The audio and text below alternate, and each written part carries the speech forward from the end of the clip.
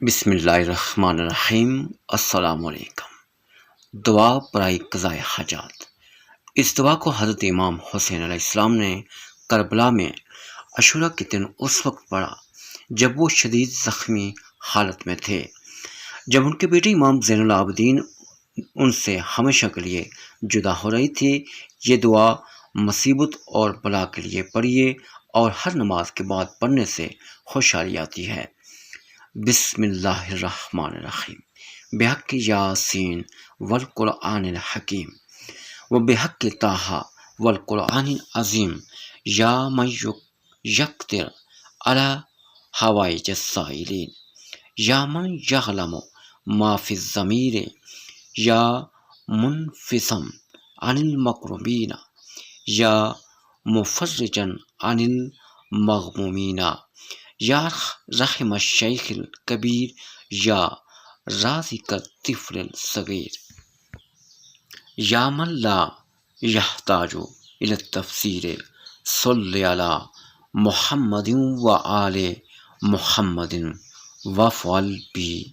پھر اپنی حاجات اللہ رب العزت سے طلب کریں، انشاءاللہ تمام حاجات پوری ہوں گی۔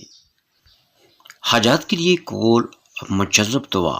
یہ دعا رفع حاجت کے لیے بہت مفید اور مؤثر ہے اور اس دعا کے بے پناہ فیوز و برکات ہیں۔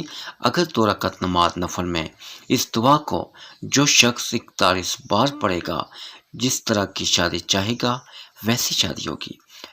غرض یہ کہ اس دعا کے پڑھنے والے کو ہر لحاظ سے دین و دنیا میں سعادت حاصل ہوگی۔ اسے پڑھنے سے اللہ کی رحمت کے خزانے کھل جاتے ہیں، لہذا جو شخص اللہ کی خصوصی رحمت کا طالب ہو تو اسے چاہیے کہ اس دعا کو ہر نماز کے بعد 1 مرتبہ پڑھنے کا معمول بنا لے۔ اگر کسی نے قرض دینا ہو تو وہ اللہ کے فضل و کرم سے اتر جائے گا۔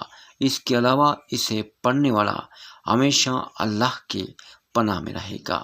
بسم اللہ الرحمن الرحیم۔ یا اللہ یا احد یا واحد یا موجود یا جواد یا باسط یا کریم یا وہاب یا ذی الطول یا غنی یا مغنی یا فتاح یا رزاق یا علیم یا حکیم یا حی یا قیوم یا رحمان یا رحیم یا بدیع السماوات والارض یا ذی الجلال والاکرام یا حنان یا منان نفخنی منک بنفخۃ خیر تغننی بہا عمن سواک ان تستفیضہ فقد جاءکم الفتح ان فتحنا لک فتحا مبینا نصر من اللہ وفتح قریب اللہم یا غنی یا حمید یا مبدی یا معید یا ودود یا ذی العرش المجید یا فعال لما یرید اکفنی بحلالک عن حرامک واغننی بفضلک عمن سواک واحفظنی